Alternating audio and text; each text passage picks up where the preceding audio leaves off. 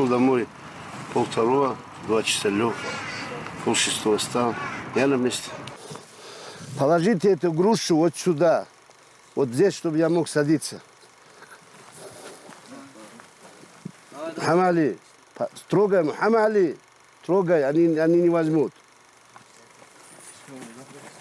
Вот сюда. О, вот так. Все правильно. Я на своем помосте, ребята. Вы работаете. Жесткий, дисциплинированный, требовательный. Наверное, это 3 самых банальных качества, которые моментально приходят в голову, когда вспоминаешь Абдулманапа Нурмагомедова. К сожалению, его нет с нами с июля 2020-го, но сегодня, завтра, через год, через десятилетия мы с вами будем помнить дядю Манапа. В основном за заслуги спортивные, наставнические, общественные. И знаете, вектор воспоминаний о человеке зависит, конечно, от того, насколько близко ты этого самого человека знал. И я, и большинство людей, которые включили это видео, наверное, знали Абдулманапа Нурмагомедова примерно одинаково.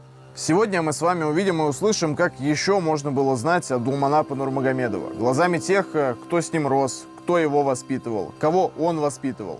Это будет продолжительное путешествие по неожиданным, теплым, веселым и неизвестным воспоминаниям об Абдулманапе. И начнется оно, конечно же, с того места, где начался сам Абдулманап Нурмагомедов.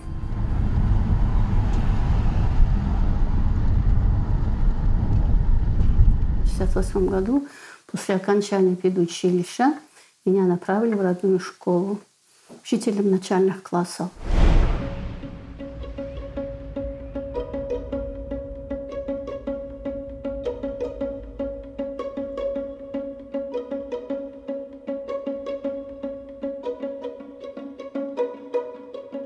Задолго до 1 сентября был такой интересный случай. У нас на селе, в каждом хозяйстве люди держали гусей. Ну, у нас тоже были гуси. Я один день заметила, что мать придерживает гусей, не выгоняет. Я спрашиваю: мам, в чем дело?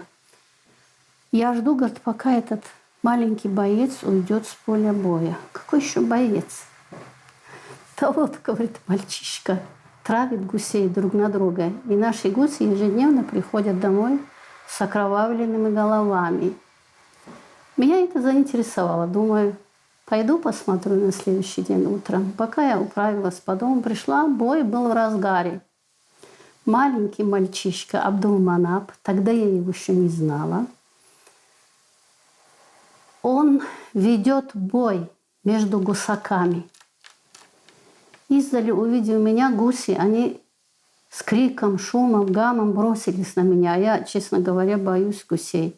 Я в тот день убежала, а потом потихонечку подкралась, увидела его. Он травит гусей. Гуси по-настоящему борются.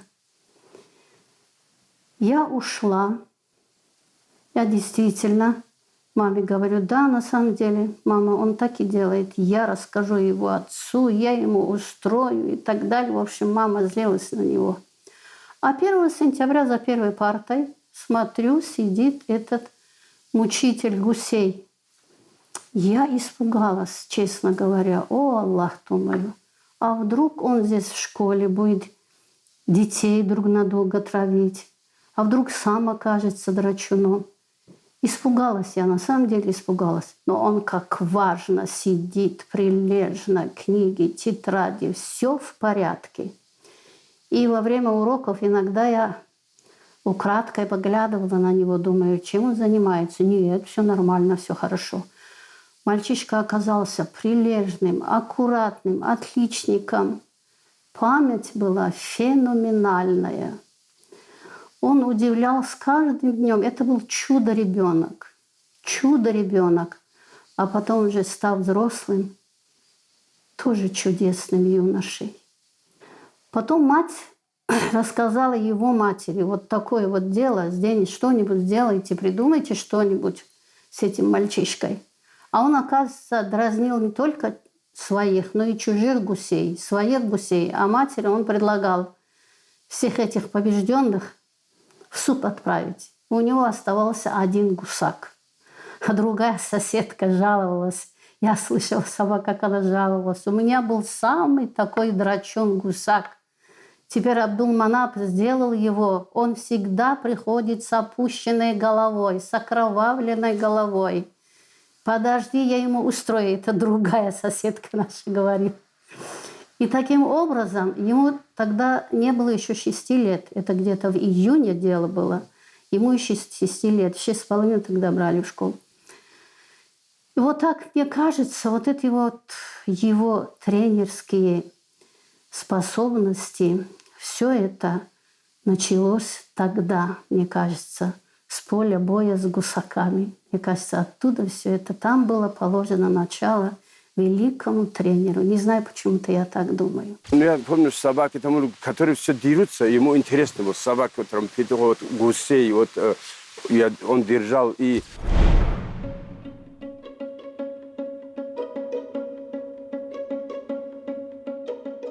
Никогда он не прощал, когда его что-то проигрывал, ну, накармливал, опять вызывал смех, вот такими вещами занимался. Ну, и потом, ну, уже он чуть взрослый был, когда медведи здесь появились, у нас этот маленький охотник убил, видимо, это их, да. И они сюда пришли, кто-то подарил здесь.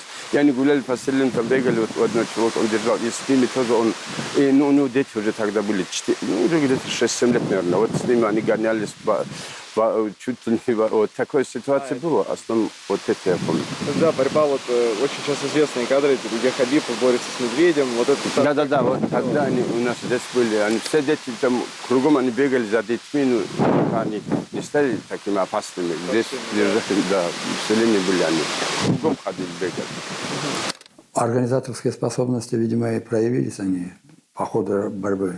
У него это, его основная же, то, что он был способный спортсмен, но самое главное его, то, что он стал это, способным тренером, талантливым тренером. Вот то, что проявилось в нем.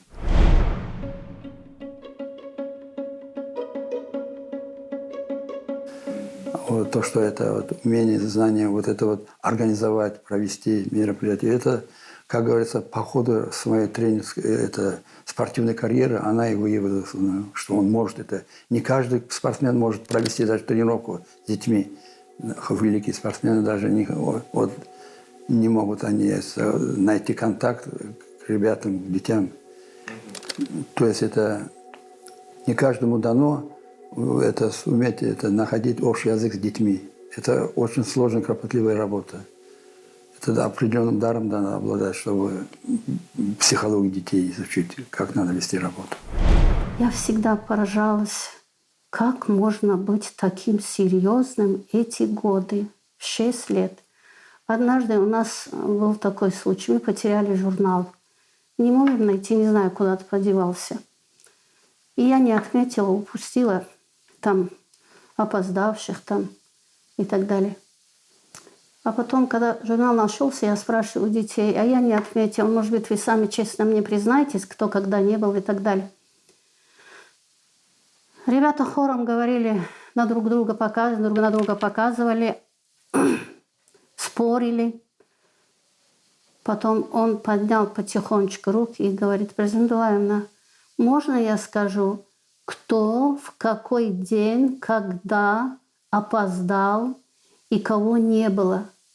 Все эти 4 дня он встал, аккуратно перечислил фамилии. Тот в этот день опоздал на 1-й урок, тот опоздал на 2-й урок. Этого не было, того не было и так далее. Это было что-то удивительное. Я подумала, тебя надо бояться, мальчик. Надо быть осторожными.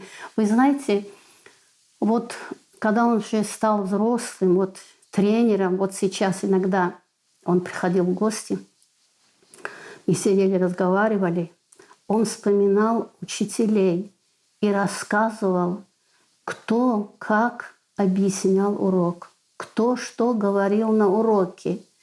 И я сижу и слушаю его и думаю, хорошо, что я тебя тогда еще заметила. Оказывается, действительно тебя надо будет бояться.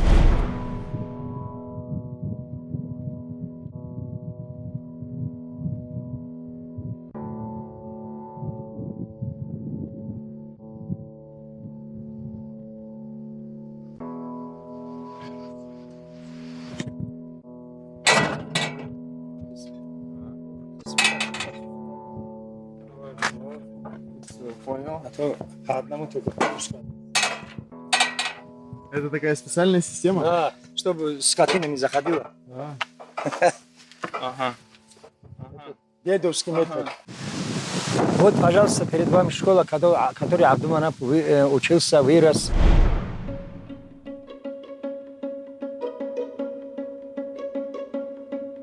Вот площадка, где Абдуманап бегал, занимался. Вот, ну, Здесь всегда все было вот именно да, так, всегда или? вот так площадка здесь была обязательно. Здесь бегали, здесь играли. Ну, правда, вот это все раньше не было, а площадка была туда и сюда. Большая площадка была. Сейчас мне маленькая стала, поэтому там это построили. Тут немного заросло, да, вот это все травой? Да, это какой-то вирус, все это сейчас не играют. Когда футбол играют, его не бывает вообще. Сейчас не играют. Сейчас скоплений нет у нас спортсменов. Вот, теперь, вот, пожалуйста, самая большая реликвия, это до меня было. И вот, пожалуйста, вы знаете, что это такое? Что это такое, знаете? Даже не знаю. Для звонка. Для звонка. Это сколько лет? Это реликвия. Это от чего это железо знаешь? Это от поезд. Есть поезд. У нас же поезда ходят. Похожий звук. Да, поезд, который вот стыкует, вот это поезд, это все. Сколько лет висит? А сейчас тоже есть? Конечно. Раз вдруг там звонок есть, а вдруг электричество сразу сюда. А раньше все, вот видишь, сколько она здесь заметно, видишь, сколько стукнуло, сколько она даже, видишь, там, она сама о себе говорит. Его привел его жена брат, Амир, который тебе звонил, Амир Хамза. Он боролся у меня в 100 килограмм, тяжело в весах, из поселения Кираул. Они же оттуда родом. И они приезжали, ребята, оттуда ко мне в город. На тренировки. Это оттуда приезжали сюда. С Кироваула? С Кироваула, да. Они учились в 9, по-моему, классе. Так, и начал первый азы брать, учиться в вольной борьбе, владеть техникой, тактикой вольной борьбы. Но ему это легко удавалось. Почему? Потому что они сами по себе природно были наделены физической силой. А там же все время же они в движении, в работе. Это все, она и сказалась на их физическое здоровье. А остальное оставалось им, значит, показать, обучить технике владения вольной борьбы и знания вольной борьбы. И у него всегда это получалось. То есть способный парень был. Они добирались разными путями. То есть это разными способами. Попутными машинами. Вот так вот. Там что-то даже рейсов не было. Вот добирались, да, как могли, да, добраться. Но приезжали, как-то добирались, они голосовали, там родственники подвезут. Сейчас тоже такая процедура. Ходил туда к Набигу Гусейновичу, а я это время ходил, Хамзат был вот это рядом соседнее селение, Зубытли, Мятли, эти наши близкие ребята, там очень много, которые с нами учились. Я ходил к нему туда.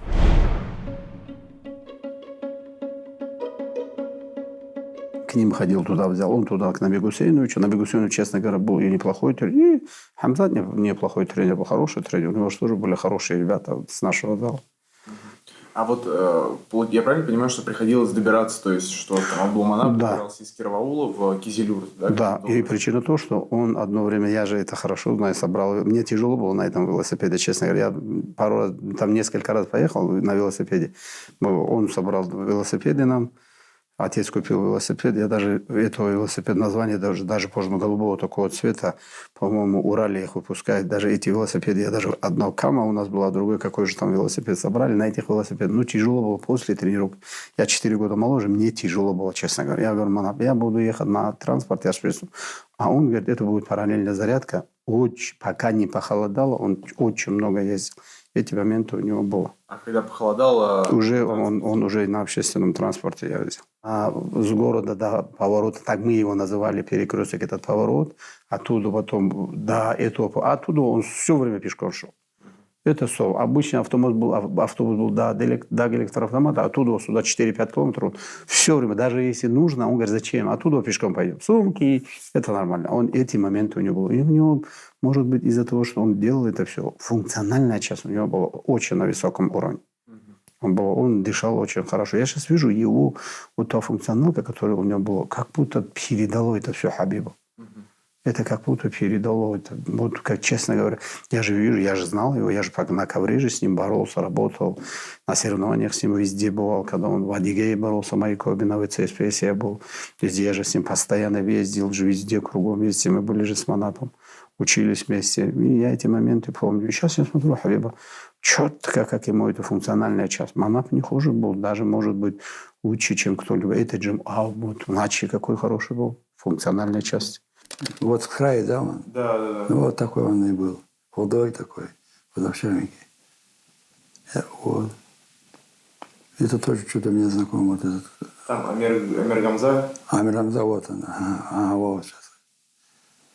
Вот Амир Гамза такой был. Я его возил на первенство Советского Союза. В Калининграде на сборах со мной был.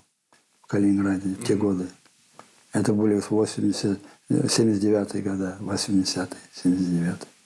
Абдулманап худощавый, да, был? Да, вот такой вот, видишь, какой у него. Его не спутаешь ни с кем, такой взгляд. Каждый год у нас традиционно мы ездили в горах. Это героя Кадия Бакарова, наверное, знаете? Да.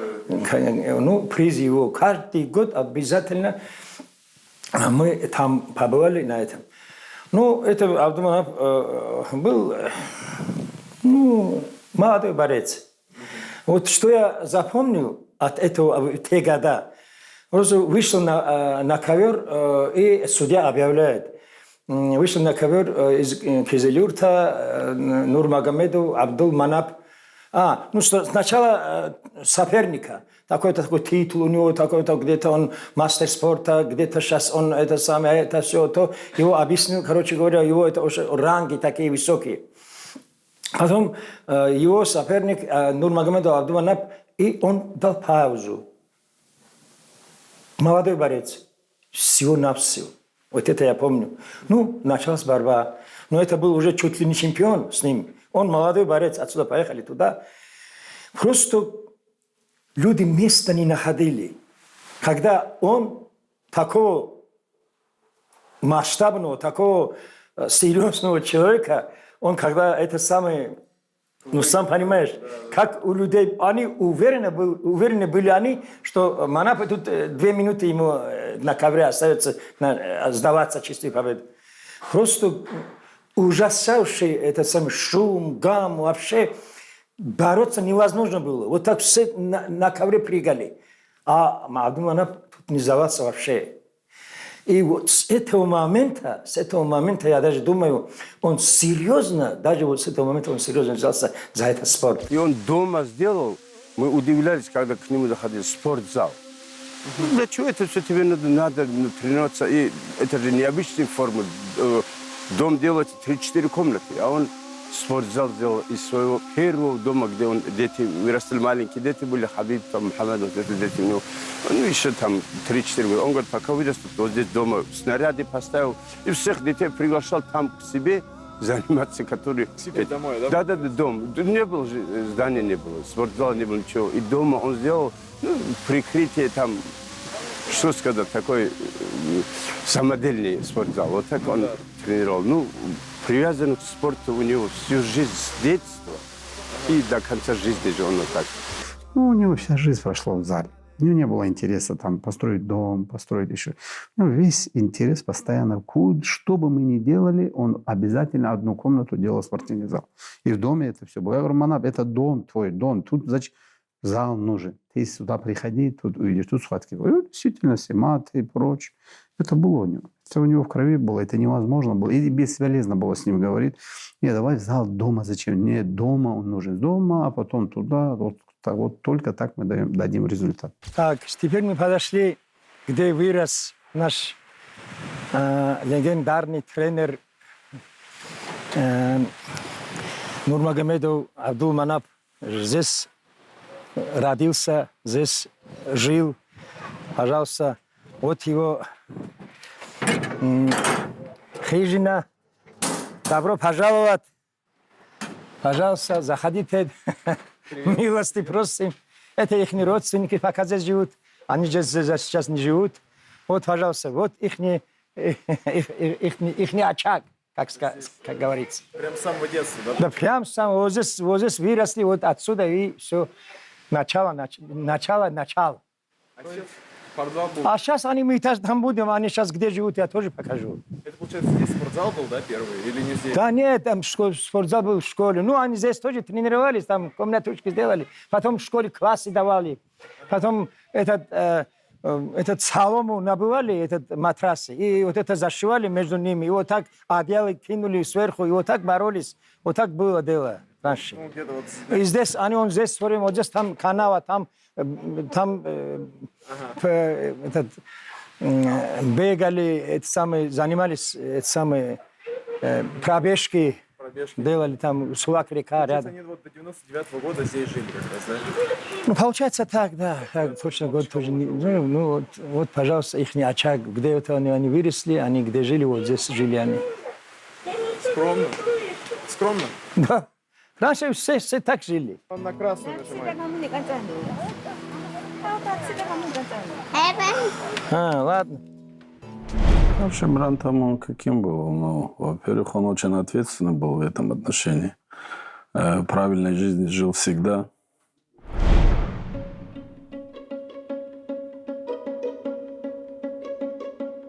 Поэтому, например, я даже скажу такое. Вот меня, например, он воспитал, можно сказать, в основном, чем отцовское воспитание, больше я получил Абдулманапа, брата. На учебу он отвез отсюда, устроил на учебу. Он на тренировке тоже, по спорту тоже все время. Он подсказывал все, когда сам занимался. Он так, и другим братьям он также. И у нас есть еще средний брат между Абдулманапом и мной, Абдул-Насир. Его тоже так же обустраивал. Его тоже постоянно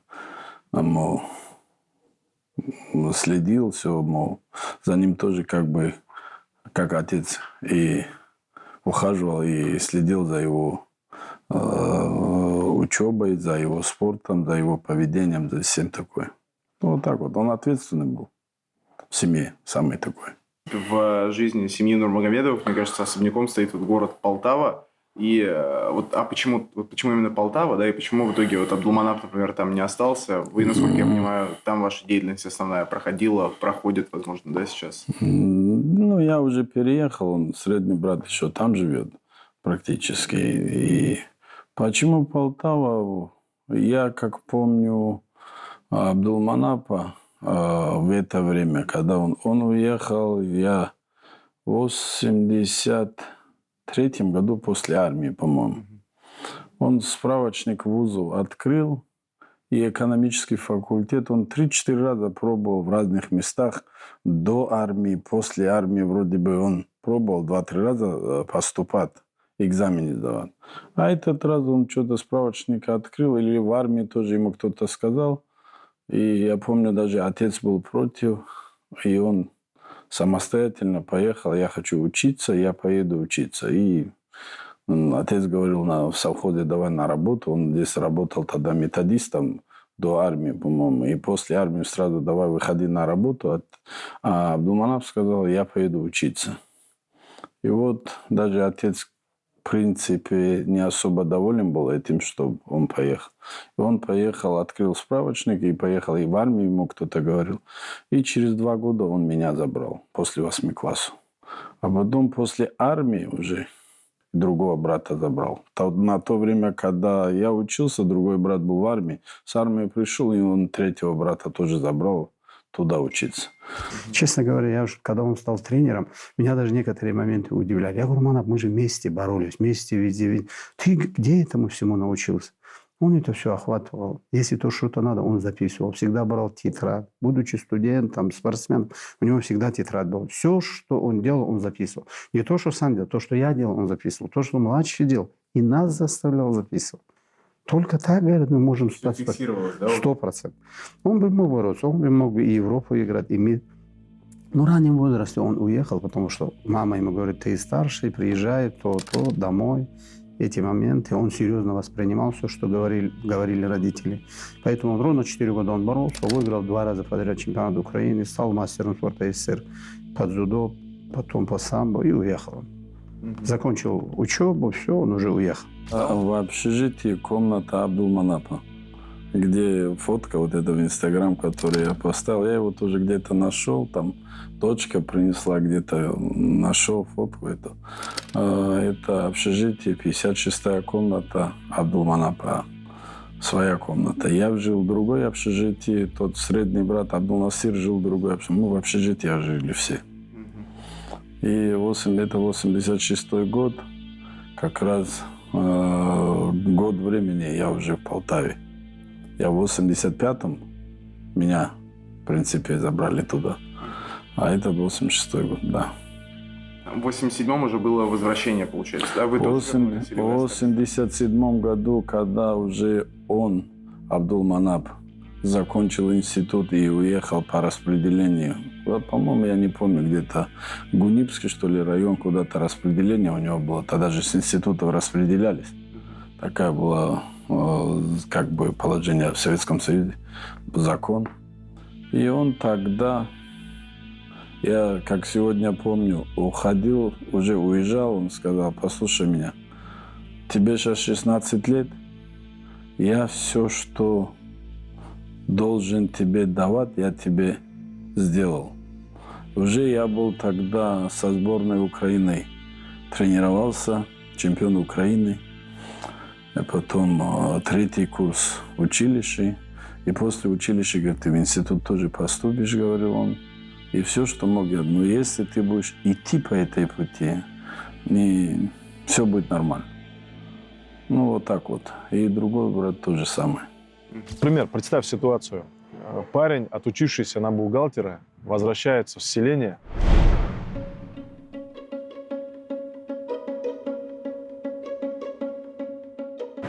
Это времена уже перестройки. Ему там, значит, из уважения к его отцу, к покойному, к его старшему брату, от Али Магомедовичу, ему там находят работу по специальности бухгалтера в сельпо. Большой магазин, Кироваул, большое селение, ты там был, ты мог это видеть, оно реально, оно большое селение. И находят ему там работу. Он говорит: нет, не хочу. Он там поработал недолго. Нет, не хочу, детей хочу тренировать. Ему пытаются объяснить, у меня был разговор по этому поводу с Али Магомедовичем. Ему пытаются объяснить: Абдулманап, это жизнь, надо зарабатывать деньги, надо кормить семью, надо помогать вот родителям. Я буду все это делать, но здесь я работать не хочу. Я хочу тренировать детей. Понимаешь? Знаешь, с точки зрения суровой правды жизни, многие из его поступков, особенно в такой, знаешь, средней молодости, условно там 23-35 лет, в таком среднем уже, в зрелом возрасте, вот 35-45 лет, они не поддаются рациональной трактовке, не поддаются. И меня это в нем и привлекло. Привлекло как в человеке, способном ответить на зов своей мечты. Вот способном, знаешь, встать просто лицом к своей мечте. Несмотря на то, что семья, обязательства, кормить, одевать, обувать, обучать, кому-то помогать, но это его нисколько не останавливало и уж тем более не отворачивало от всего того, что он делал. Как бы это правильно сказать? Он был апологетом мечты. В российской глубинке, в Дагестане, в очень традиционном обществе быть человеком, который мыслит нетрадиционно, для которого самореализацией не является быть бухгалтером в сельпо, несмотря на достаточно перспективные, значит, там, горизонты или там, хлебное место, человеком, для которого вот это место не являлось пределом. Не то, что пределом, стартом даже не являлось. Он сам видел свой старт, он знал, в какую сторону идти, и он уповал в этом деле на Всевышнего Господа. Вот я знаю, куда идти, и я прошу у Господа вот вести меня по этой дороге, дать мне сил, понимаешь? Ну, мы знакомы с ним лет 40, наверное, когда еще он был директором совхоза в Кирово-Вылье.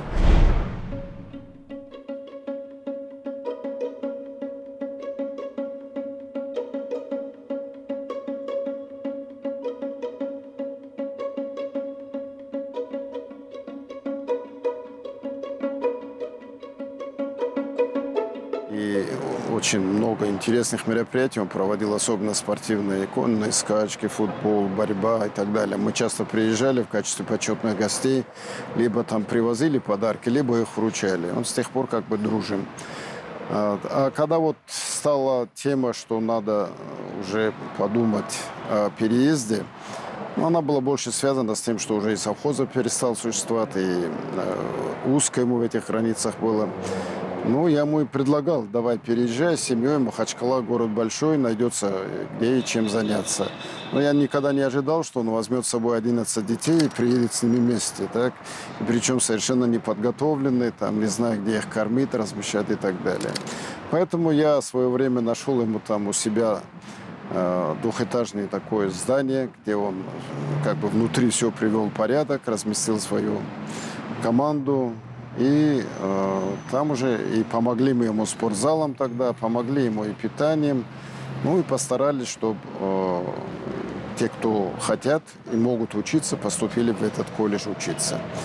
Ну вот так и началась эта его эпопея. Ну, скажем, тогда речь шла о олимпийских видах спорта, вольной борьбе.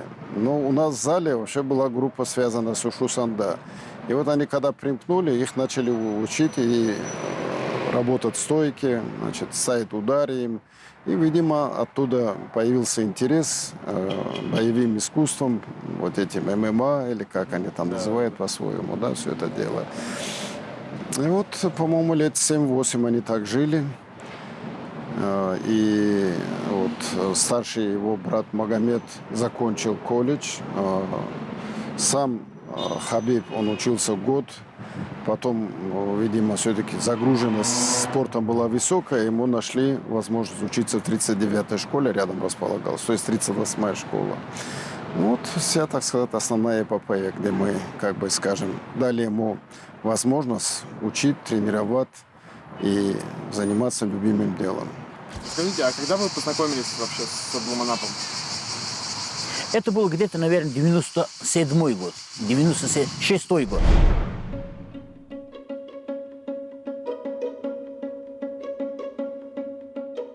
Какой-то турнир проводил, тогда у меня была высококачественная камера. Правда, какая-то высококачественная. Panasonic 3000 камера, это самая дешевая, сейчас на улице найдет, никто не поднимет. Но тогда она у меня была. И он говорит: Рамазан, вот этих ребят, говорит, такие фантастические приемы, говорит, и нельзя ли их как-нибудь фиксировать? Я говорю: что, покажи, кто такие. Пошел на соревнования, там такая рубка идет, я снял их. Потом еще несколько там турниров сняли его. А потом мы у меня дома сидели. У меня горная картошка была из Тунтинского района. Он любил картошку горную. Местную он не любил, Абдулманап. Вот, с бештинским сыром, бештинскую картошку кушали, до утра озвучивали. Он мне показывал, какой прием, как называется. По каким манерам можно заметить, что спортсмен задумывает прием, как он пытается его реализовать. Я начал угадывать это заранее. Он мне это подсказывал. И вот так мы с моим комментарием очень много дисков сделали. Где-то, наверное, 12 полноценных трехчасовых CD-дисков выпустили. И республика узнала про самбистов. И распространились. Очень много людей нас узнало. Вот с тех пор мы и дружим друг с другом. Мы с ним познакомились, ну так, может, год-два я ошибусь, ну где-то 15-16 лет. Наверное, этим ребятам, когда они пришли заниматься, им было уже, наверное, по 13, по 14 лет максимум, а может и меньше кому-то.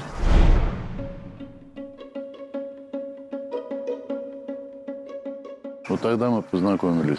Он пришел, сказал: Александр, вот так, я вот с Украины приехал, тогда вот хочу, чтобы здесь заниматься, типа как физподготовка, там вот такие вот моменты. Меня даже вообще сомнений не вызывало, потому что он сам по себе сразу произвел впечатление не просто тренера, а хорошего человека и хорошего воспитателя.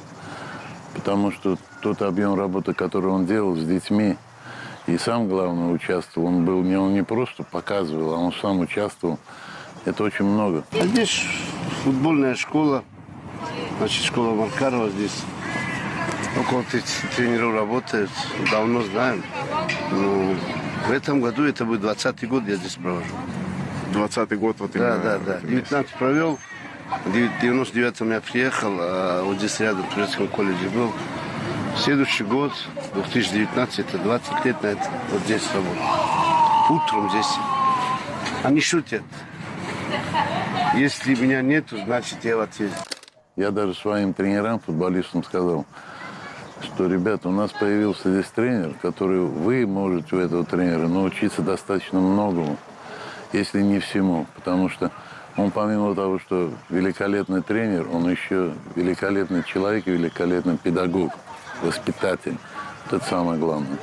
Это хорошо, да, если тренер так? Конечно, конечно, он подбадривает. Если он будет молчать, они же будут тут ходить, как мертвые, утром спящими. Попробуй помолчи, вот как они поведут мяч. Может, кто-то думает, что слишком жестко. Да не жестко, ну, Лобановский, мы смотрим 4 года через вот такую сетку. Все время шум, крик. И работа какая была классная.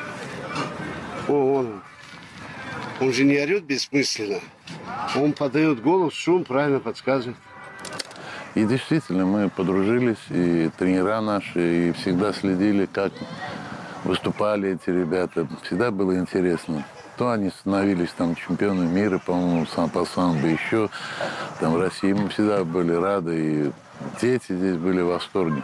Потому что когда они завоевали какие-то медали, регалии, они с ними с удовольствием фотографировались там и так далее. Очень жалко, я внутри прям, я до сих пор, вот уже прошло достаточно много времени, я все равно его здесь ощущаю.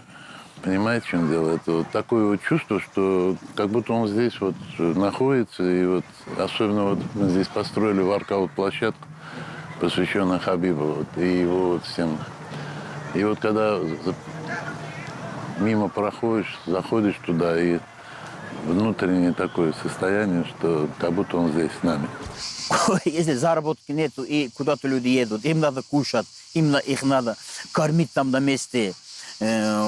Побитым спортсменам нужны лекарства, их надо потом долечивать, как они вернулись сюда. И государство не финансирует, это частный вид спорта. Поэтому откуда он достал... Очень был, помощников было у него много, сразу. Вот как я ему помог бесплатно, точно так же другие тоже бесплатно помогают. Самая большая помощь, наверное, была от братьев Базаргановых, кизилюртовские.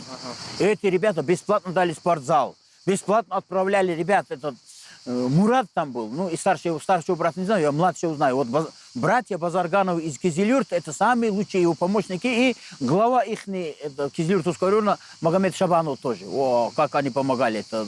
Без помощи, смотрите, вот и Хабиба не было бы, и боевой самбо тоже не было. Мы как занимались борьбой в Дагестане, так же и занимались по-прежнему. Но потом же борьба финансируется государством, деньги есть. А там ничего нет, ни копейки. Это на голом энтузиазме. Вот таких людей надо, наверное, по всей России ценить тех энтузиастов, бескорыстных, альтруистов, которые себе ничего нету, свои лучи отдают. И что самое интересное, его ребята тоже ведь очень такие дружественные. Вот они внесли культуру на ринг. Он их воспитывал, он был воспитателем. Говорили всегда о спорте.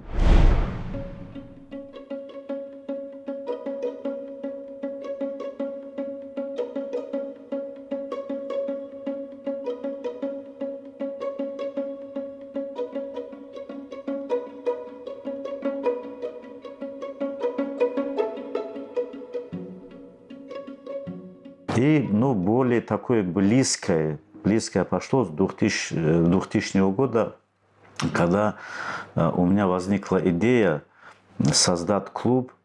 В первую очередь, знаете, как было, да? Я думал, вот у нас же как бывает, да, вот иногда вовремя за молодежью не уследишь, и неизвестно, куда они попадут. А у меня такая мечта была с кутанов разных сел, всех племянников, родственников собрать, крепких, хороших ребят, и как бы им здесь в Кизилюрте квартиру снять, там повара им нанять, да, и как бы они, в общем, в зал ходили, и с этого это все началось, создание клуба Базарганова. Я их всех собрал, человек 10 получилось, да, как бы, да, и как бы схожие Манапа, и у меня так получилось, мы сами не зная даже вначале, да, как бы схожие идеи получились, и как-то разговор, когда бы не встречались, вот как-то вот получалось, что мы как бы одинаково мыслим, все, как бы создание там всего этой спортивной империи, и вот оттуда и пошло сближение, да. У него здесь все любимое, вот, я вам скажу, почему. Вот. Он когда работал напротив, вот, в спорткомитете, Магомед Гаджиевич вам говорил об этом, да? Магомед Гаджиевич говорил вам об этом, да? И я же говорю, он 3 года назад квартиру заимел. Он, ну, проблем нет. И, наверное, здесь, когда он работал, жил, он бы и квартиру мог, наверное, снять, и как бы, да. Но он почему-то оставался в гостинице. И все время, когда он здесь жил, за ним был закрепленный номер в гостинице, одноместный номер. И он никуда не уходил. Он здесь жил, да, в общем? Он здесь жил, и вот она, ее не скажет, что связано с ним, что один день нету там. Вот вся деятельность от я до я, вот это с ним, вот, там не назовешь один день самый такой. Все каждый день, знаете почему? Он когда наверху жил, наверху спортсмены жили. Он их раньше всех всегда поднимался, на зарядку поднимал. У нас же там помощник воспитателя, который занимается именно с детьми, которые я тебе показывал на койке, где он спит, вот этой казарме, да. И вот он даже ему не говорил, когда я здесь, я, говорит, буду проводить этот. И он проводил все тренировки, он заходил в зал, так, добавляем, начинает орать, все уже сразу дух спортсмена поднимается, и начинается ажиотаж, и все вот такой. Я даже когда на соболезновании были, вот эти ребята, каждый, который вот так прямо вот прыгали вот сюда, вот шею, вот здесь голову положил, плакали, и я сам плакал, и они плакали. И настолько, знаете, вот они потеряли, для них он был что-то неестественное, да, и для них я говорю им, вот теперь говорю, кто вам будет говорить, добавляйте, орать, кричать, кто сейчас будет говорить. Добавили!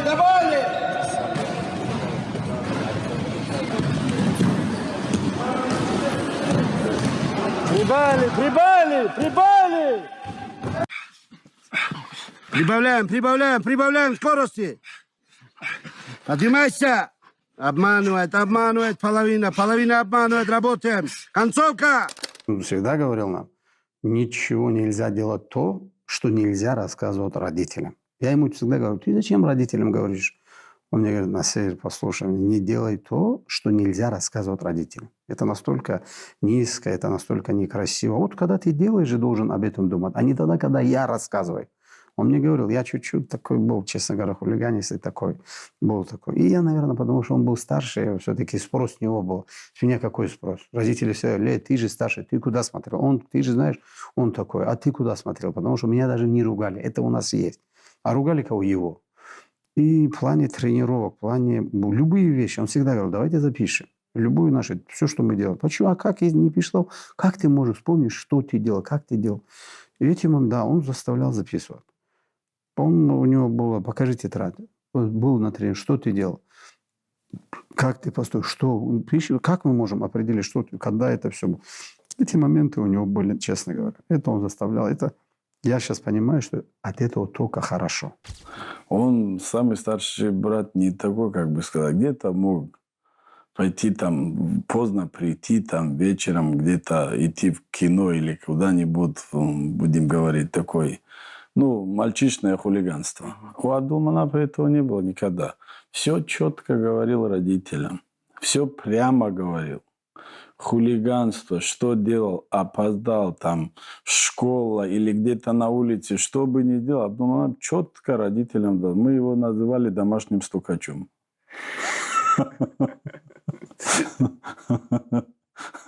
Где-то, если даже пивка выпить, по-старому, как бы сказать, раньше же это как-то все пили. А сейчас это как бы с исламской стороны нам дико, но самый старший брат иногда баловался. Сразу долаживал отцу, маме, а старший брат его стукачом называл потом. Такая ситуация. Очень много было подножек, очень много. Но тем не менее, вот мы всегда с ним садились, что-то там мудрились сами против этих. Но мы никогда не ругались, но тем не менее тоже выставляли как бы против, как бы, как тебе сказать правильно будет, вот, ну, как бы свою, как бы, да, выдвигали свои версии, свои моменты и шли. И как бы, да, оно дало и результат, да. Ну, обычно некоторые бывают, вот после такой вот со всех сторон идет. Даже было время, когда на разные эти чемпионаты ребят не пропускали. А Манап всегда находил там, он через ход Волгоград, через Астрахань мог, через Москву мог. И в конце финале оказались все у ребят оказывались, да, вот. Конечно, это очень такой, опять-таки, это талант человека. Вот. А вы представьте, если там, например, будем как говорить, это ребята не попали на Россию. Ну, все достойные ребята. Если они не попали бы, ну, один раз не попадут, второй раз не попадут. Они же потихоньку уже, когда не видят вот этого выхода, не видят, что результатов своих, то, что они тренеры пахали, работали, не видят своих результатов, ну, конечно, они, настроение у спортсменов каждого испортится. И кто-то бросит, кто-то оставит это все. Но, тем не менее, Манап никогда им не давал. Он сказал, тренируйтесь. Они говорят, ну, Манап, дядя Манап, они говорили, ну, там же, говорит, я не попадаю. Вам зачем это? Вы тренируетесь, говорит, вам это зачем? И он всегда находил им места, лазейки, откуда. И все в шоке были, когда со всех сторон эти ребята выходили. Я же говорю, он Остап Бендер ерунда был, да? То, что говорят за него, я думаю, это Остап Бендер, по-моему, это Манапа ученик, я говорю, он настолько вот такой был. Вот ты сказал, в 99-м году он переезжает в Махачкалу.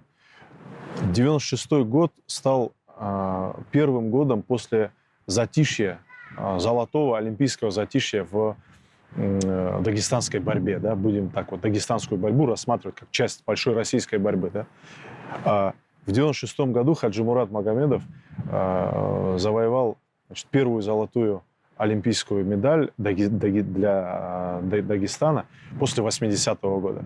После Магомедгасана Абушева и Сайпулы Абсаидова на Олимпиаде 80-го года. Через 16 лет. Это 96-й год. В 99-м году Абдулманап переезжает в Махачкалу. Олимпиада 2000 года. 2 золотые медали. Сагид Муртазалиев и Мурад Умаханов, понимаешь? Дальше. Серебряная медаль по боксу в этом же году у Гайдарбека Гайдарбекова. 2004 год, значит, Гайдарбек Гайдарбеков, олимпийский чемпион по боксу. Мавлет Батыров, олимпийский чемпион по вольной борьбе. 2008 год. Мавлет Батыров, двукратный олимпийский чемпион по вольной борьбе. И в это время Абдулманап Нурмагомедов в Махачкале толкает никому непонятное, неизвестное, неинтересное, как он мне сам говорил, боевой самбо. Понимаешь? Когда тысячи и тысячи, десятки тысяч детей идут на вольную борьбу, это ренессанс вольной борьбы в Дагестане, понимаешь? После этого 12-й год, значит, медали, 16-й год медали, 8-й год были медали. Абдулманап Нурмагомедов нет, он не останавливается.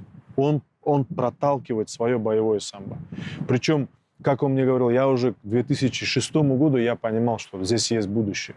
Здесь есть соревновательные площадки, здесь есть деньги, здесь ребятам можно зарабатывать деньги.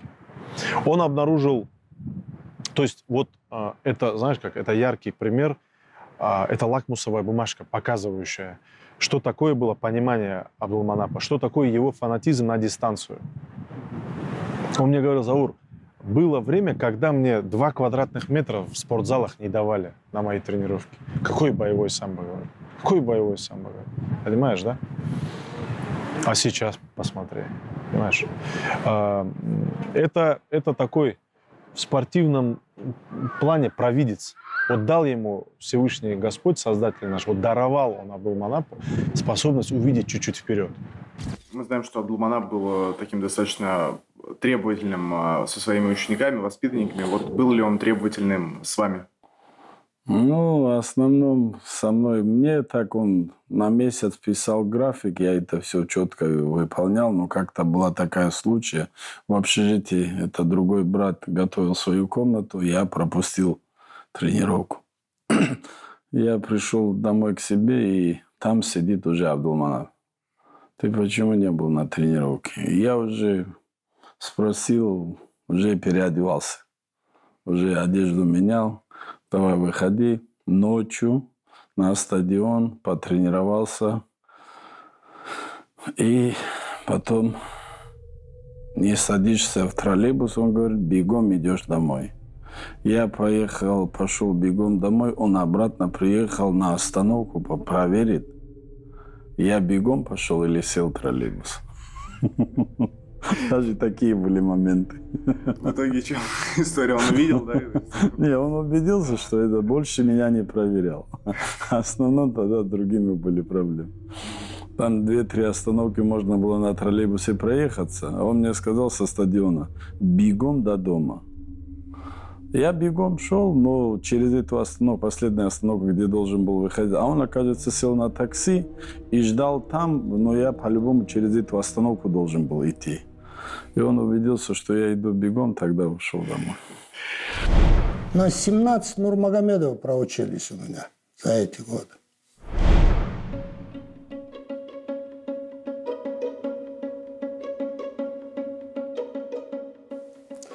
Али 4 дочери.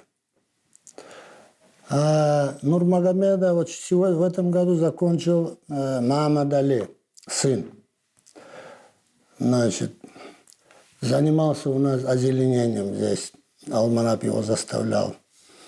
Значит, я вот так мысленно посчитал, где-то 17 Нурмагомедов. А с Кироваула я даже не... Вот в этом году, наверное, человек 7-8 поступает.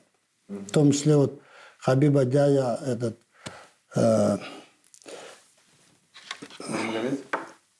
этот Эмир. Правильно, Амир мы его называем. Нур Амир, что ли, правильно его паспорт. Матери брат. Вот 2 его племянников поступают в этом году к нам. Самое главное, я искренне говорю вам, вот за 21 год до этого я в госслужбе работал, вот за время моего руководства этим учебным заведением ни одного невоспитанного поведения с этого селения, особенно семьи, фамилии Нурмагомедов здесь не было.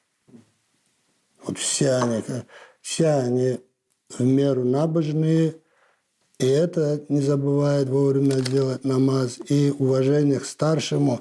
Это все-таки воспитание. Я считаю, это традиции семейные.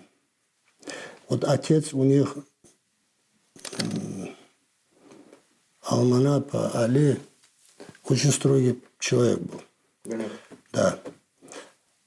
Они вам рассказывали перед смертью, на тот день Алманап должен был вылететь.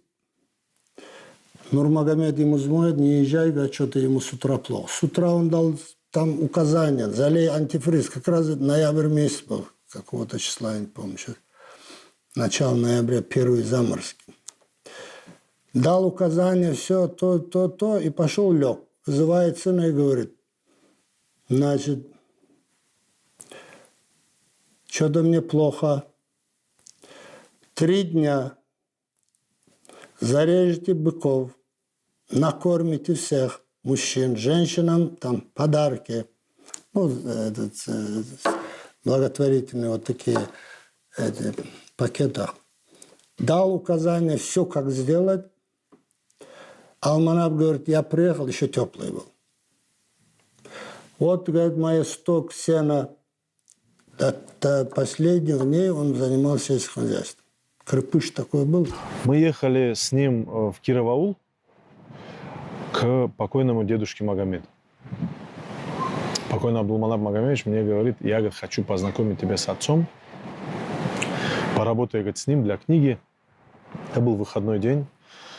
И он мне, я помню, позвонил, да, это было воскресенье, он мне позвонил в субботу утром и говорит, а завтра ничего не планируй, я хочу тебя, говорит, к себе домой пригласить в селение.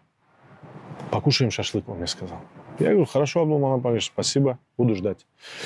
Он позвонил мне вечером того же дня и говорит, завтра в такое-то время там-то будет, я тебя заберу. все хорошо. Заехал он за мной, забрал меня. Мы с ним едем в Кирово-Аул и свернули с трассы уже, значит, на проселочную дорогу. И он так, знаешь, как будто бы встрепенувшись после нашего с ним разговора, а в дороге, понятно, обсуждали, значит, мы обсуждали с ним победу Хабиба над Дос Аньосом. И первые полгода жизни, вот после этой травмы, все, значит, и он говорит, так, встрепенувшись, он говорит, я забыл. Я говорю, что, Абдулманап Иванович? Я подумал, что он что-то дома забыл. Я забыл, говорит, папе шашлык отправить.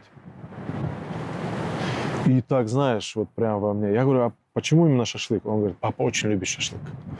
Я, говорит, хочу ему сейчас шашлык. Он стал звонить, он остановил машину, он стал звонить, по всей видимости, шашлычнику, который в селении работает. Значит, там половину текста на своем языке, половину текста на русском языке, мол, отправь шашлык туда, отцу, все. И только после того, как он удостоверился, что шашлык покойному дедушке Магомеду завезли, ему позвонили, он сказал, позвони мне, как только шашлык будет у папы. Отец говорит, он положил трубку, он говорит, отец будет доволен, говорит, если, говорит, сначала шашлык заедет, потом я. Вот знаешь, как по сыновье это так очень трогательно. В его жизни мы могли наблюдать уйму эмоций, знаешь, связанных с боями, со спортом, и радость, и все. Но это была такая невыраженная, но от этого еще более теплая сыновья эмоция по отношению к отцу. И я это запомнил. У Абдулманапа было очень много, еще планов, дел, которые не закончены. Вы, я так понимаю, о них обо всех знаете сейчас уже? Практически обо всем он мне всегда говорил. Вот, например, последний, даже мой переезд с Украины. У нас отец болел, и Абдулманап мне сказал, теперь я в Махачкале, вы оба там, самый старший брат тоже в городе живет, отец болеет, давай ты переезжай. Я даже не задумался. Семья, там дом, работа, все у меня в Украине. Он сказал мне, говорит, давай так сделай. Сейчас я здесь оставаться за отцом ухаживать не могу, возле отца должен кто-то быть. И я думаю, что самое нормальное будет, если ты вернешь. Я говорю, брат, нет никаких проблем. Я поехал, сутки побыл на Украине, я обратно приехал. Я говорю, брат, я приехал. Все, твоя задача, сидишь в селении, ухаживаешь за отцом, и все нормально будет. Вот, уже 5-й год. Отец тоже покойный, уже тоже за ним ухаживал, как он сказал. А потом, когда он не стал отец, он говорит, сидишь в селении столько, сколько я тебе скажу. Нужно, чтобы кто-то был в селении. Надо, говорит, вопросы сельские. Я тебе что скажу, то и делай. Вот до сих пор сидел в селении. Как бы сказать, приказ не обсуждается старшего брата. Пока не забыл, один интересную вещь расскажу. Нас пригласили в Киев на один турнир, и мы в первом ряду сидим. Выходит один украинец и молдаванин дрались. Фамилию, честно говоря, не помню. И, конечно, это украинец ее на стойке бьет. Он весь в крови, это молдаванин. А с нами рядом сидит президент Федерации боевых искусств Молдавии. Помощник президента он. Такой тоже сильный любитель боев. Все, он как бы бойцов привез. И вот молдаванин. И рядом сидит. А Манап ему говорит, кого ты привез? Опять-таки здесь, это же 28-й калибр у тебя. Мой, который в зале там, самый последний, который есть, который год занимается, он его побьет. Ты кого привез сюда? Это же серьезные соревнования. Ты кого сюда привез? Он его там, он то краснеет, то ему неудобно. И говорит, хочешь сделать, чтобы он выиграл? А всю катушку, все, вот первый период, его уже все, сломали его. Все, он уже весь в крови, все, второй период выходит. Манап этому говорит, молдаванину, он говорит, хочешь, я сейчас ему подскажу, он выиграет. Он говорит, как? Сейчас ты увидишь, говорит. А этот молдаванин поломанными ушами, видно, что борец. А он тот видно, что украинец боксер. Что у него боксерская хватка есть. И на стойке этот борец с ним дерется на кулаках. Зачем? И потом Манап ему говорит, слушай меня, говорит, теперь. Вот твой, говорит, бой идет уже второй период. Твой, говорит, это президент федерации тоже здесь сидит. Ты меня слушай, говорит, и моей команде выполняй. Мы в первом ряду сидим, он кричит, орет Манап на него. Ты что, говорит, с ним дерешься там, говорит, проход сделай, говорит. Только он сказал, чувак, проход сделал, он его так повернул, оттуда, отсюда пошло. Потом, все, молодец, теперь поднимайся. Все, опять аккуратно, стойка, и все, опять проход. Тот опять как будто по кнопкам здесь, как... Прикинь, выиграл он. Это в шоке. Он говорит, теперь ты понял, говорит. Вот такие интересные вещи у него всегда, везде происходили. Я живу недалеко от этого места. И особо это место для меня не было никаким значимым. Такого сакрального смысла тоже никогда не имело. Я просто прогулки делал вместе со всеми горожанами. И вдруг в начале марта мой друг Манап позвонил ко мне рано утром, часов в 5, 6, наверное, только светало. Он говорит, Рамазан, почему я работаю, ты спишь? Я говорю, сплю, потому что по утрам я люблю спать, что ты хочешь? Он говорит, я взял, говорит, парк, решил изменить парк. Как, там, я говорю, невозможно изменить парк Ленинского комсомола, там бурьян, заросли. Нет, говорит, я решил к 9 мая, годовщине Победы, 75-й годовщине Победы, я что-то для горожан сделаю подарок. Я быстренько оделся, помылся, скочил, приехал сюда, что заделать, что ты задумал? Он всегда что-то задумал, у него фантастический такой дар был на пустом месте что-то придумывать. Если бы он не был бы тренером, то он был бы великим бизнесменом, олигархом. Ему равных не было бы, по идее, такой креативный человек. И вот в борьбе тоже эта креативность отразилась его. Ну, тогда я приехал сюда, и он мне показал, обрисовал, я, говорю, взял гектар. Говорю, для чего тебе гектар? Человеку хватает 2 на 1 квадрат, а все, нам достаточно, мы с тобой его не унесем. Он говорит, я хочу, говорит, чтобы другие тоже ребята взяли по куску, и этот парк был в таком хорошем, чтобы люди сюда ездили, до махачкалинцы, и могли отдыхать. И он мне показал, вот с этой стороны, видите, здесь было очень густой, очень все развалено. И вот сейчас посмотрите, ну сейчас высохло, конечно, все. А так вот это все до конца, это аллея. С этой стороны они там смыкаются. И гектар Манапа, который он попросил у города для облагораживания. Здесь даже не было этих скамеек. Здесь неудобно такой парк. Вот сейчас скамейки он поставил. Вот эти все деревья прижились. Посмотрите, какая аллея здесь. А это в каком году он начал? В этом году, в марте это было, да. Через 3 месяца он должен был уже что-то, какой-то подарок сделать для города. И он эти посадил вечером. На следующий день он хвалится Манап. Говорит, я здесь, говорит, посадил, идем в Рамазан. Аллея, видите, они все выросли, все прижились. И вот здесь, вот смотрите, около этого дерева, это сорняковое дерево. Оно должно быть в следующем году тоже ушло бы оно.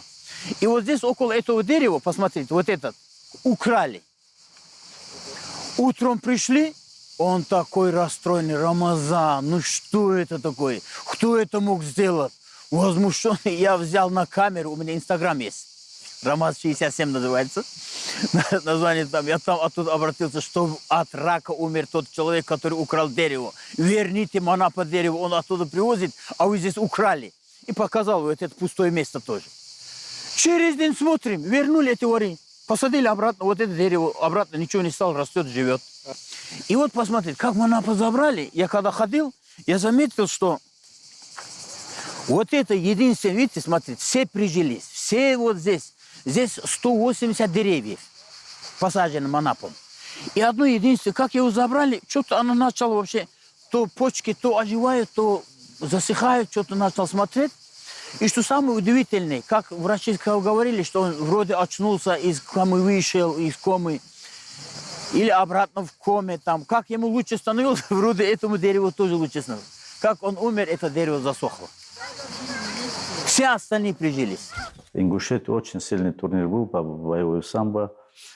И первые 2 года, как бы он, если, например, мы первый год выиграли, этот кубок мы забрали сюда.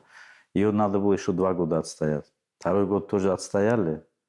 Как бы там Ингушетии собрались весь цвет спортсменов, весь цвет со всей России.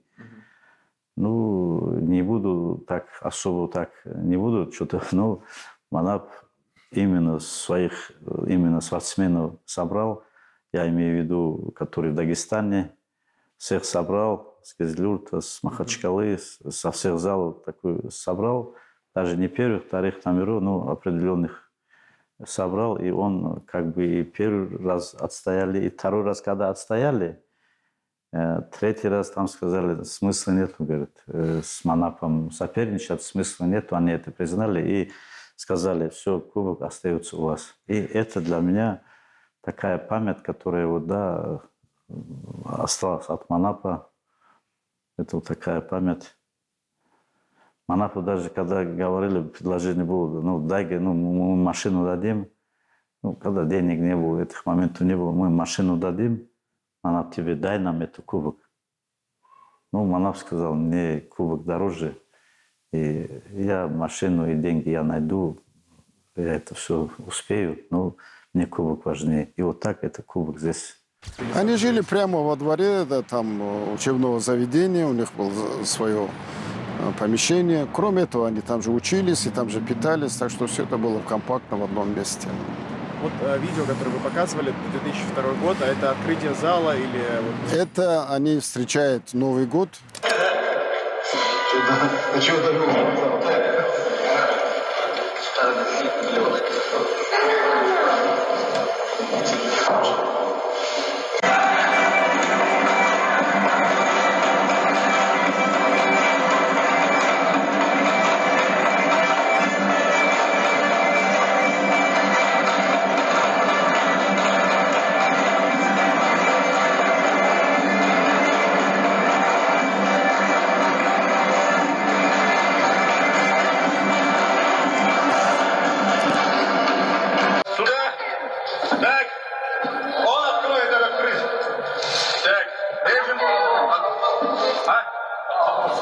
Да, не упадет, упадет, не упадет.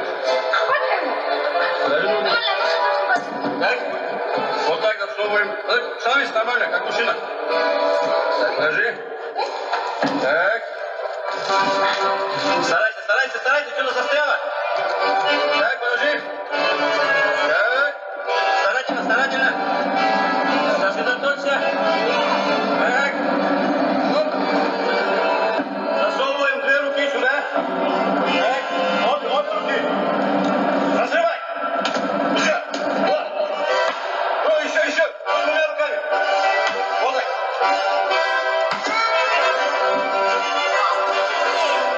Так, посмотрим, какой приз нам прислали из Соединенных Штатов Кизилюртовского района.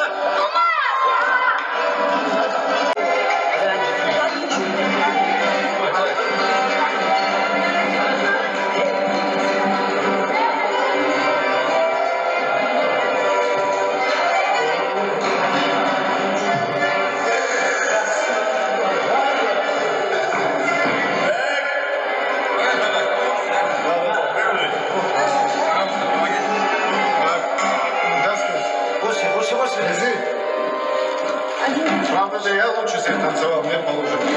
Они собрались и сели в спортзале. И вот как бы потом, правда, Хабиб мне сказал, хорошо, что вы ушли, потом вы все время нас напрягали, говорит. Ну, кроме того, что вот они учились у Абдулманапа, он не оставлял им ни одной минуты свободной. Они там находили и работы, связанные с землей. И он там выбрал себе участок, копал, пересаживал, сажал овощи, поливал. Там у нас еще агроном был свой, садовод, который при виде его все дети сразу начинали разбегаться. Саша, тут какое-то новое задание, его надо выполнять. Ну, для учебного заведения была еще и другая там интерес, связанный с ними, потому что все-таки это бывшее профессионально-техническое училище, и там многие считали себя хозяевами. И, в общем-то, благодаря наличию этой группы и самого Абдулманапа там быстро навели порядок. То есть уже те, кто желал выяснять отношения, там, показать свою мощь, физическую силу, поняли, что там им нечего делать. Ну, как он физически сильный такой, да, крепкий. Мы и в футбол играли, конечно. Мы немножко толкались. Понятно, что его сдвинут, это же, когда он бежит, это такая глыба, да.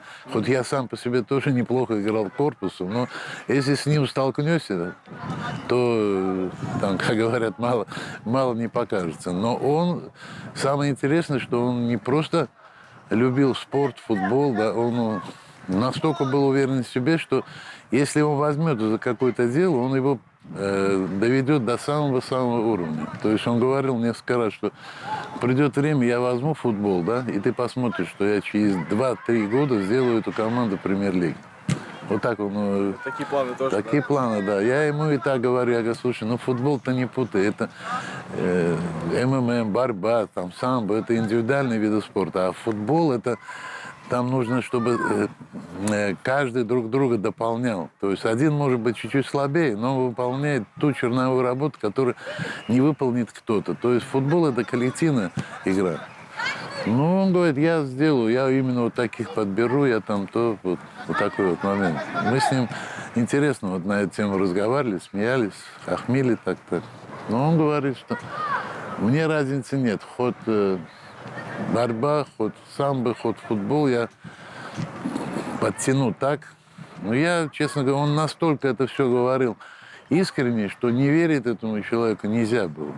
Вот когда перед боем с Конором, вот так он сидит, его же не пускали в Америку, визу не давали. Да из-за чего? Не из-за какого-нибудь поступка, нарушения закона. Он вытащил российский флаг, значит, после победы его ученика. Да, вот за это зацепили, раскрутили.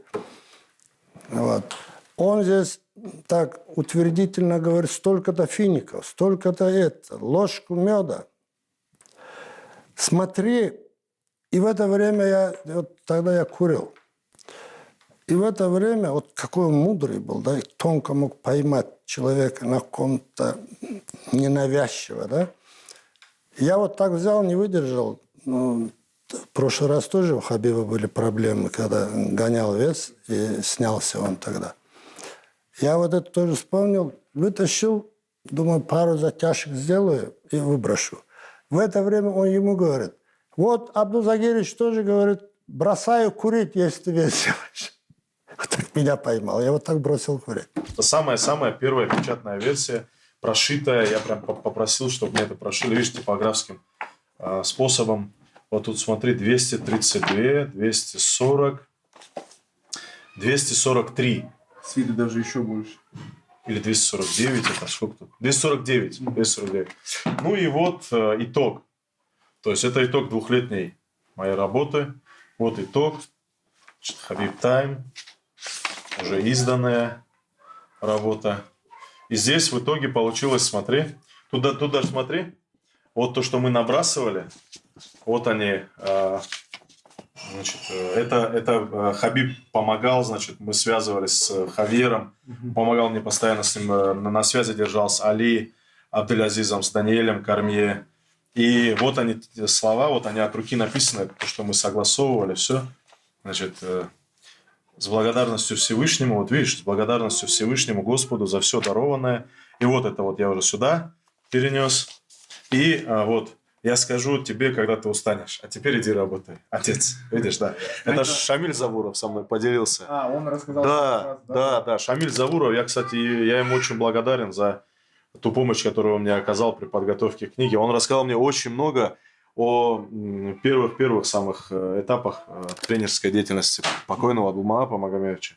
И я говорю сейчас об этом с улыбкой, потому что тогда я тоже очень сильно смеялся. Эту фразу Абдулманап Магомедович адресовал впервые Шамилю Завурову, который, потренировавшись в зале, уже вроде бы хотел уходить, но Абдулманап покойно остановил его и говорит, там, ты еще должен, если мне память не изменяет, значит, отжимание от пола, потом брусья и еще несколько раз канат. И Шамиль сказал ему, ну, я вроде отработал и желательно, ну, типа, куда-то ему там идти, что ли, нужно было. А Абдулманап ему как раз спокойно и сказал, я скажу тебе, когда ты устанешь, мол, типа, я устал.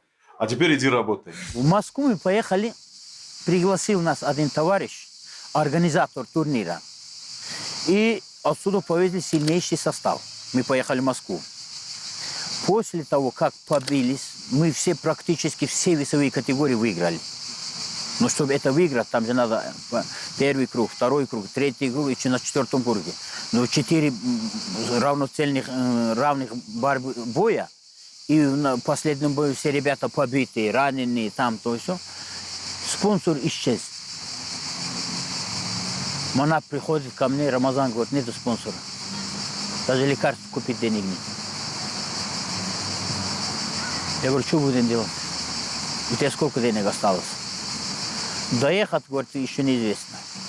С моими его деньги сложили, на один обед только особо не осталось.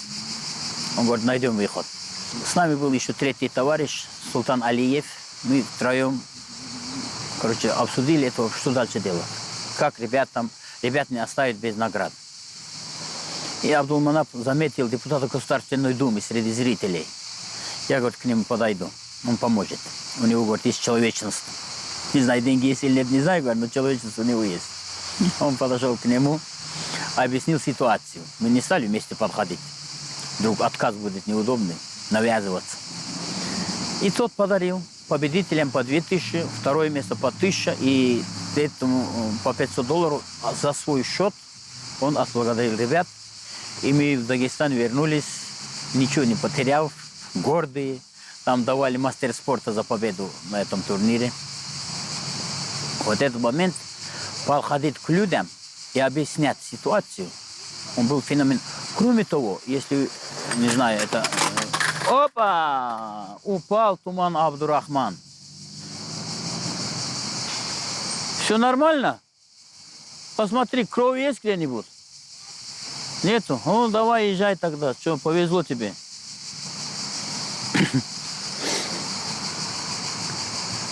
Вот здесь, когда споры были, он не только в спорте, обычно в быту, когда неразрешимый спор был, когда, допустим, подрались молодые люди там, или что-то там друг на друга наехали, там случился силовой конфликт, уже он неразрешим силами аксакалов в тяжелых случаях. В тяжелых случаях привлекали Манапа. Абдулманап Магомедович входил в ситуацию, он умел перевоплощаться в роль того и того, и умел находить оптимальный выход из этой ситуации. Подумав, это он излагал.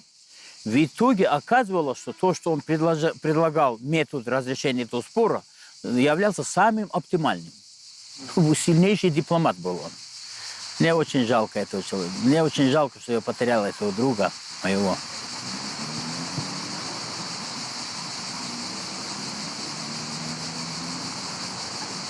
Очень скучно стало. Это, считай, на боевой позиции, на пользу общества он получил болезнь. Сидел бы здесь, ничего бы не было. Никто его туда не гнал. Сам ушел. Такой он был человек. Между прочим, наша жизнь могла закончиться и раньше тоже. Все-таки едешь в «Газели», не всегда новая «Газель». По дороге тоже могло быть так, что где-то испортилась авария, мы могли погибнуть. Поэтому, когда не думаешь о смерти и не умираешь, честно слово, все нормально. Вот мой последний разговор с Манапом был вот здесь. Этих скамеек не было. Это скамейки уже как он лег в больницу поставили. Он эти скамейки еще не видел. Так и не увидел. Теперь вот самое наше богатство – это борцовский зал. Ничего себе. Я, знаете, как представляю, что Абдулманап здесь сверху стоит и смотрит на... Да, не, он сверху никогда не стоял. Нет? Он вот здесь в гущу заходил, он сразу. Он мог даже без спортивок, если солидно одеть, он вот костюм тоже вот сюда поставит, галстук тоже выкинет, и сразу вот без обуви, в принципе, обувь сюда не заходит. Ну, вот прыгнет туда, там, ты что делаешь, там, ну, так надо, вот так надо. Обязательно без этого не бывало. Он обязательно должен это все показать, все. Самое то, что Манапу нравилось, это зал. И надо было вставать вот здесь в обувь снимем, дальше пойдемся. Вот. Здесь, знаете, в глаза бросается вот огромное количество резины. Я просто знаю, что Абдулманап Магомедович резину прям любит. Это вот как бы, да, опять-таки, вот то, что ты заметил, опять-таки, вот когда чем-то занимаешься, да, иногда что-то упускаешь, да. Всегда эти моменты он улавливал. Именно это тот момент тоже, опять-таки, а как, говорит, без резинок нету, говорит, а как вы, говорит, хотите там чемпионами стать? Он вызвал, пригласил, здесь у нас очень хороший тренер, тоже как бы очень много в Манапе учил, тоже этот очень хороший тренер у нас. И как бы он его вызвал и сказал, давай, где резинки, как ты хочешь детей воспитывать, вот, тренировать без резинок? Потом вот наши олимпийцы, Мансур, Исаев, Тагир Хайбулаев. Ну вот наше самое такое, этот... Мне как-то он этот зал не видел, когда он пришел, оформление зала, он когда говорит, ты мне когда, говорит, такую фотографию сделаешь? Вот. Да, вот посмотри на взгляд.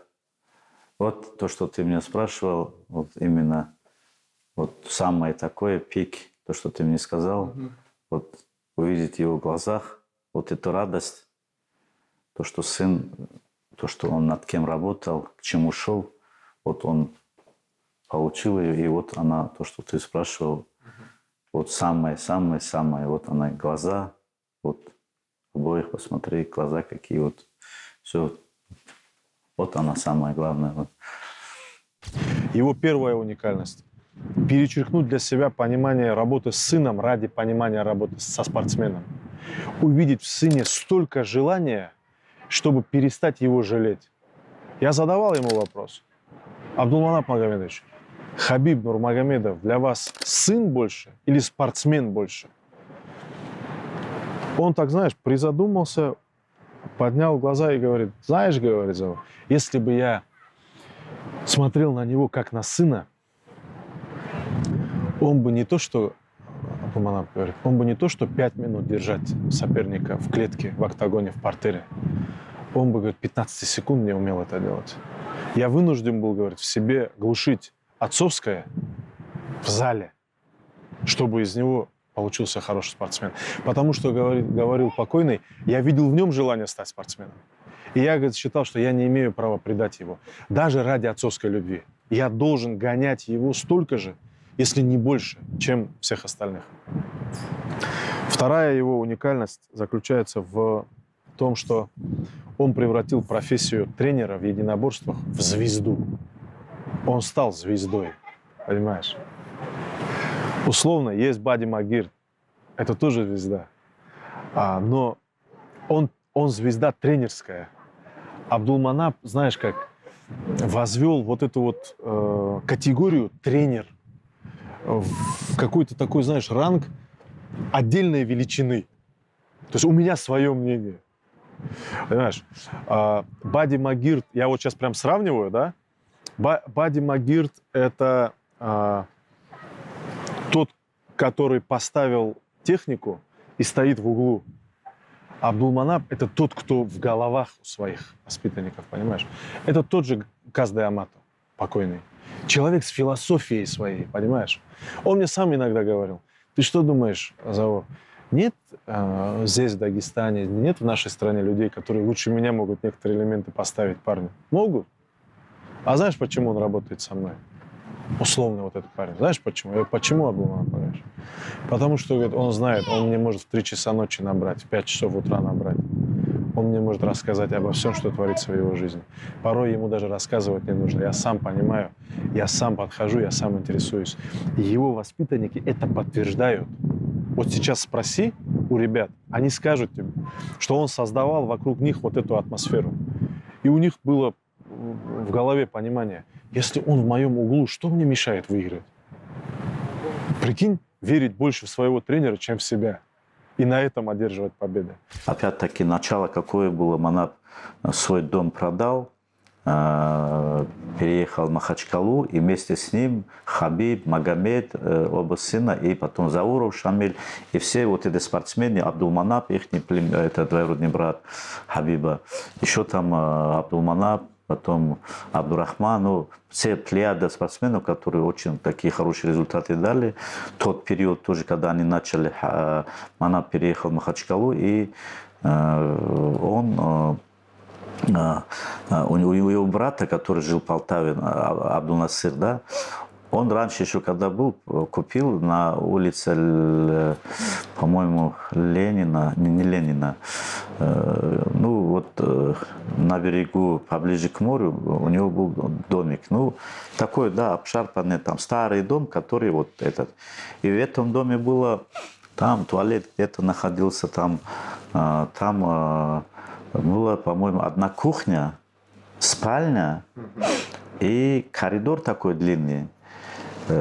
Спальня Манап с женой, кухня, и в одной комнате на полу штабелями вот это все ребята.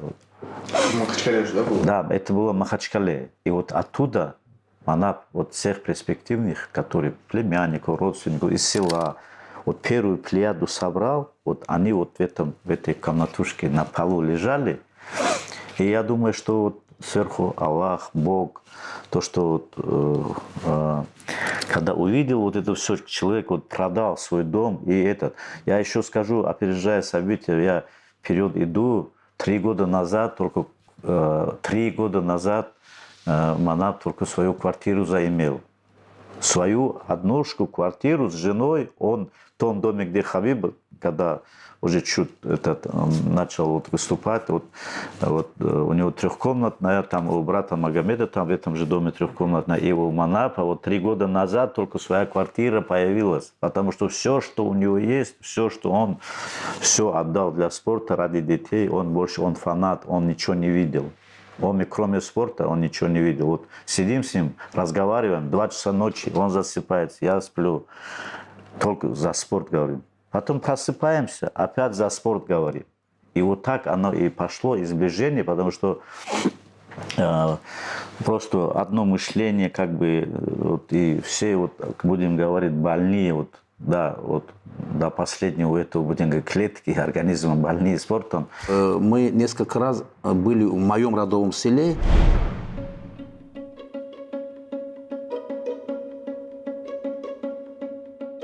Выезжали вместе с ним, вот тот же и Магомед Расул там был, там вот мы выезжали туда, вокруг него собирались все. Вот он приехал туда, у него шахматный турнир начинается, футбольный турнир, волейбольный турнир, который не знает людей, он собирал и начинал это все вот разводить на ровном месте. Шум, гам, спортивные мероприятия. И в конце где-то у него находились грамоты, которые он тут же подписывал. Где-то находились какие-то деньги, которые он там маленьким детям там по 1000 рублей раздавал за то, что они там принимали участие. Конечно, и вот здесь, на территории района, он же провел очень много мероприятий. И вот Мурат Магомедович тоже не даст соврать. Потому что он и ему подсказывал, и нам подсказывал. Хотя, может быть, он хозяин этого спортивного клуба, я руководитель района. Он и нам говорил, лучше вот давайте вот так сделаем, здесь будет лучший результат и для района, и для детей будет лучше, потому что они могут здесь заработать себе какие-то баллы. Конечно, удивительный человек. Я же говорю, он не мог остановиться. В последнее время он вот в Махачкале, там собирал людей, сажал деревья, там собирал, выкапывал, значит, цветы пересаживал, что-то делал. Всех собирал вокруг себя для того, чтобы какое-то дерево посадить, как-то озеленить что-то.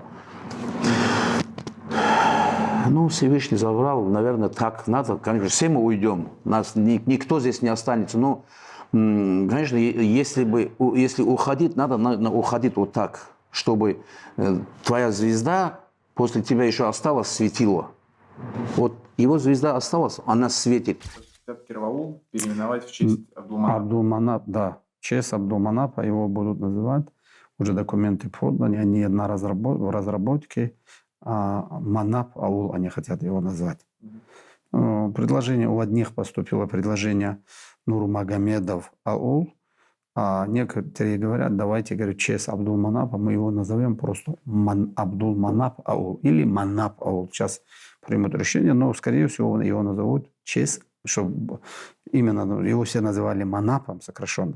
Поэтому честь, скорее всего, будет названа Манап Аул. Скорее всего. Ну, такая информация. Но сессию приняли, документы, они дальше на эту самую подали в Махачкалу. Вы поддержали, да, тоже это? Поддержали, все проголосовали, все депутаты голосовали за, они, наоборот, заинтересованы в этом, потому что Манап максимум кладал усилия тут проложить асфальт, вкладывали они деньги для того, чтобы восстановить здесь трансформаторные купили, электроснабжение, потому что это раньше же при СССР у нас было, что там дома один холодильник и один телевизор, а сейчас и компьютеры, столько всего добавилось, не хватает. Тут они сейчас вкладывают усилия. Этому действительно усилия закладывал именно МАНАП, чтобы тут дополнительно построили еще одну общеобразовательную школу. Они говорят, раз он был такой общественник, говорят, давайте мы его назовем честь МАНАПа, говорят, МАНАП АУЛ. Район не уполномочен переименовывать населенные пункты в районе. Это прерогатива правительства и Народного собрания Республики Дагестан. Они примут соответствующее законное решение по этому вопросу.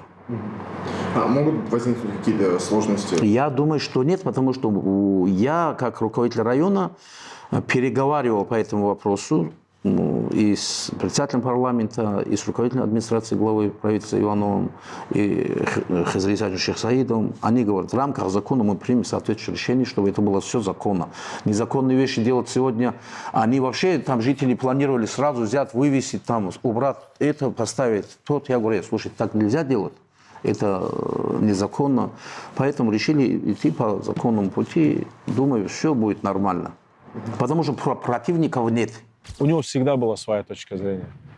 Ему Хабиб говорил, я свидетель тому, ему Хабиб говорил, да-да, зачем тебе это? Эти все фанаты, это все переезды, перелеты. Ну ты взрослый человек. Они тебя любят, уважают. Ты их тоже любишь, уважаешь. Ну ты заходишь в эту толпу, и ты оттуда выходишь выжатым, как лимон. А так и было. Да-да, ну ты взрослый, я переживаю за твое здоровье. Вот так говорил Хабиб. Он говорил, я молодой, я спортсмен действующий. У меня очень много сил на это уходит. Вот чтобы запланировать встречу с фанатами и провести с ними там 3-4 часа, ну согласись, это же энергия, это все уходит. Ну ты, он говорил, Хабиб, я должен нести им важные вещи. Вот такой был человек. Хотя после этого мог в гостинице лежать и с тонометром замерять себе давление. После этого. Но отдавал себя людям. Вот этим же фанатам, ребятам, девчатам, значит, детворе, которые приходили и хотели от него что-то услышать. Отдельная величина. А у меня реально вот телефоны, которые, да, ну, звонок принимаю, я набираю его так, да, а он все время он со мной скандалил, говорит, когда ты говорит, ты какой-то первобытный общинный строй, какой-то ты, как можно, говорит, в наше время, WhatsApp нет, это. А куда, говорит, я тебе информацию скину, говорит. До тебя же не доходит ничего. А он все время туда, а я там времени не бывает смотреть. Очень... Он вам высказывал, да, все время? Не, в этом плане это все время.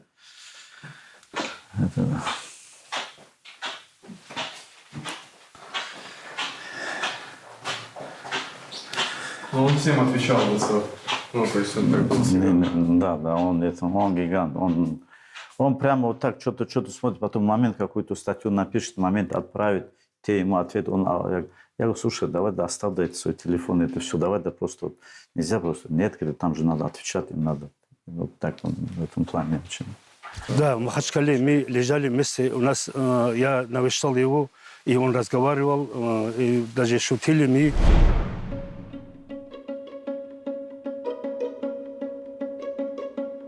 И даже у нас один врач был, и лечащий врач у нас один был, второй городской больница есть в Махачкале, и там есть один Магомед Расулович, очень... Да, вот этот вот Магомед Расулович до 12 часов домой не уходил. Когда вот эта вот болезнь, начал пандемия, он домой не шел, и его врачи там ночевали. До такой степени тяжело было врачам. Некоторые уже и с нами нету, который со мной в одном палате был один парень соседнего селения, ушел в другой мир, вот такой. И Абдуманап тоже.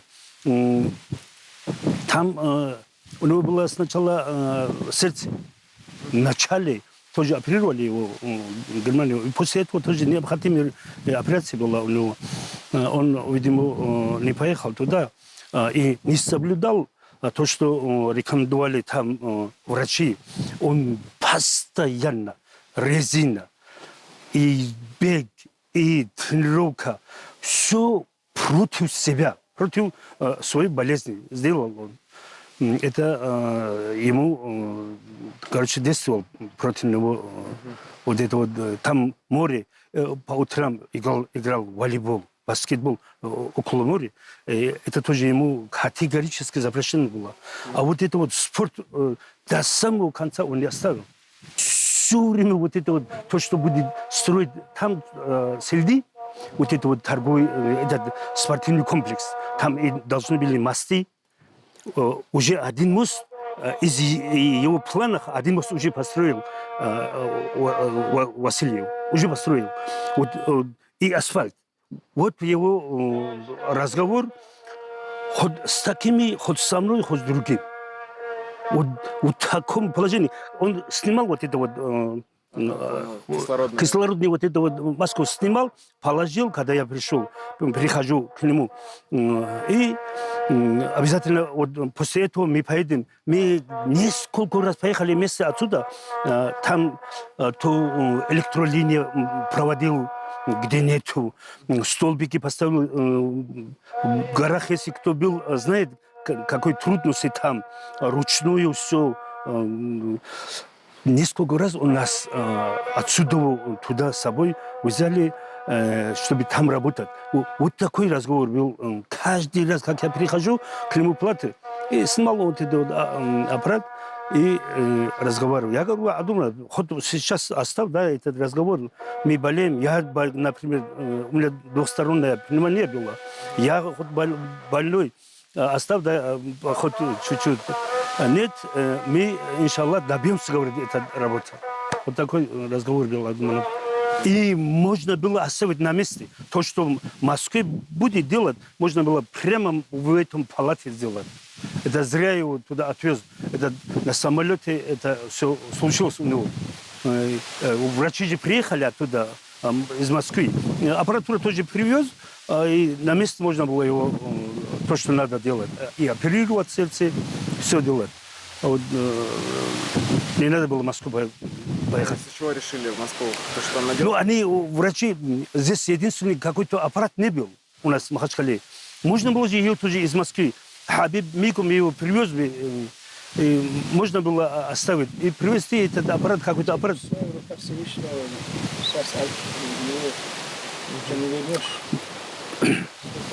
Можно было оставить. Я сказал бы тремя прилагательными. Во-первых, это был неугомонимый человек, это был неистощимый человек, это был одержимый. Вот это, наверное, самая лучшая характеристика его. Он, если что-то задумал, он шел к цели, умел добиваться результата. Мало этого, он еще мог привлекать и людей к решению этой задачи. В этом плане, я думаю, природа одарила его хорошо. Вот такой он был мой Абдулманап. Я его любила больше, чем своего сына, если даже не больше. Больше, чем своего сына. Уважала, любила, надеялась, доверяла ему. Вот таким он был парнем.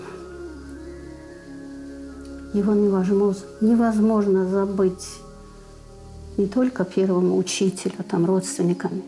Невозможно забыть тем, кто однажды с ним встречался, беседовал, говорил и так далее. Вот таким он был парнем. Тяжело говорить о нем в прошедшем времени. Очень тяжело. Иногда бывает, я стараюсь не вспоминать.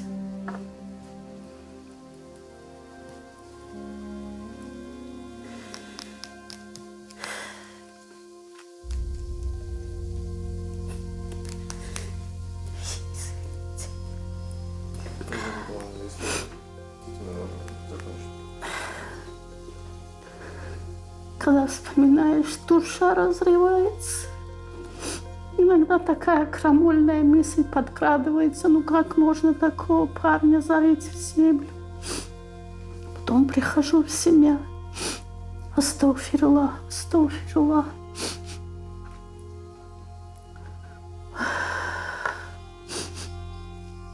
Аллаху, значит, было угодно так. Пусть на том свете жизнь его будет такой же прекрасной, как на этом. Пусть Аллах простит его грехи, если они были у него. Тогда, мне кажется, это чистейшей души человек. Чистейшей души человек. Мне кажется, у него не было никаких грехов. Если они были, пусть Аллах простит грехи ему. Он столько добра людям сделал. Столько он добра людям сделал. Только этим и занимался. Столько он воспитал этих мальчишек маленьких. Из села, из нашего села, из других сел, этих сирот он забрал туда к себе. Он сам распоряжался, кормил их. В одно время жена его кормила этих детей, готовила им обед, ужин, завтрак. Она этим занималась. Она в одно время даже жаловалась мне. Мне очень сложно, говорит. Но Абдулманаф требует. Ничего не сделаешь, ничего не поделаешь. Вот этих собрал сирот, всех мальчишек. И сделал чемпионом. Вы знаете, я уж не буду говорить, сколько их. Вот сейчас остались эти дети. Я уж думала, что с ним будет теперь, с этими детьми. Может быть, Хабиб продолжит его дело, но я уверена, он продолжит. Он не бросит отцовское дело. Я даже не знаю, сейчас вот, вы знаете, когда вот, я понимаю, не месяцами, годами, когда ты все время говоришь о спорте, годами, вот, когда ты 20 лет об этом говоришь с человеком, да, я скажу, что если, например, конечно, для Хабиба, как для сына, это самое такое, но я думаю, что я как бы второй человек буду после Хабиба, который вот этот момент, который его не будет хватать. Потому что очень много, мы друг другу, можно сказать, энергию давали друг другу. Вот это заряд, жест, вот это именно то, что нужно было, поддержка словесная. Вот когда надо, вот ему, когда мне надо, мне вот этой поддержки, да, вот очень не хватает. Вот.